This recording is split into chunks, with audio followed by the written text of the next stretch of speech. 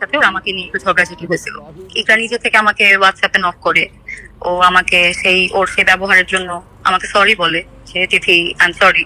ইকরা আমাকে নক করছে, ও আমার সাথে ফ্রেন্ডশিপটা রাখতে চাইছে। আমি ওকে বলছি of course we can be friends.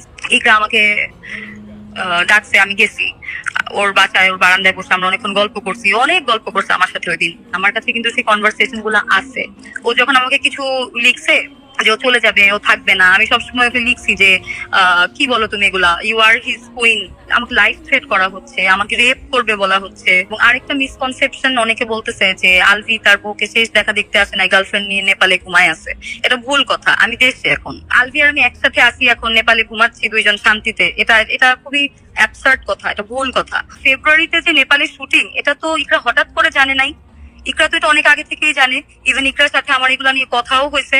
Alvi ইকরার জন্য কেনাকাটা করছে, আমি নিজের জন্য কেনাকাটা করছি। দুইটা সেম চুরি ছিল না, দুইটা সেম প্যাটার্নের চুরি ছিল।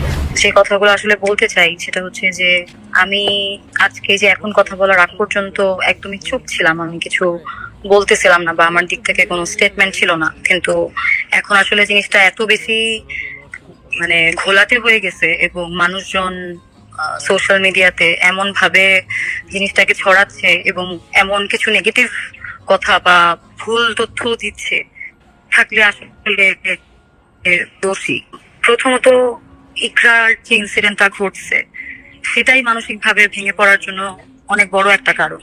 হ্যাঁ, but at the same time আমাকেও যেভাবে এখন হ্যারেস করা হচ্ছে বা হ্যারাসমেন্টের শিকার আমি হচ্ছি, সেটাও আসলে আমাকে একেবারেই আমি আমার মানসিক অবস্থা আসলে বলে বুঝাইতে পারবো না।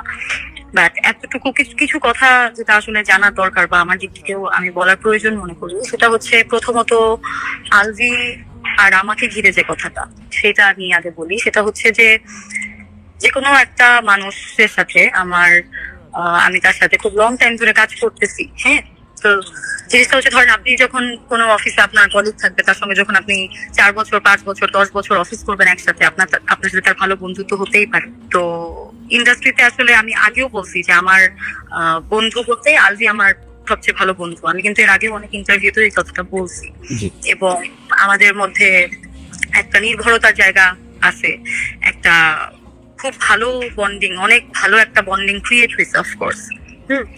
বাট সেই বন্ডিং হওয়া মানে এটা না যে আমি ওর সংসার ভাঙতে চাইছি, অথবা আলভি কখনো ওর ওয়াইফকে রেখে আমাকে বিয়ে করতে চাইছে বা আমরা বিয়ে করব, আমরা সংসার করব, আমরা প্রেম করব। এই ধরনের কোনো ফিউচার প্ল্যানিং আমাদের আসলে কোনো দিনও আমাদের মধ্যে এই ধরনের ফিউচার প্ল্যানিং ছিল না। এবং ইকরার দিক থেকে যেটা ছিল সেটা হচ্ছে যে ইকরা তো আসলে মানুষটা দুনিয়াতে নাই, তাকে নিয়ে আসলে আমি এই কথাগুলো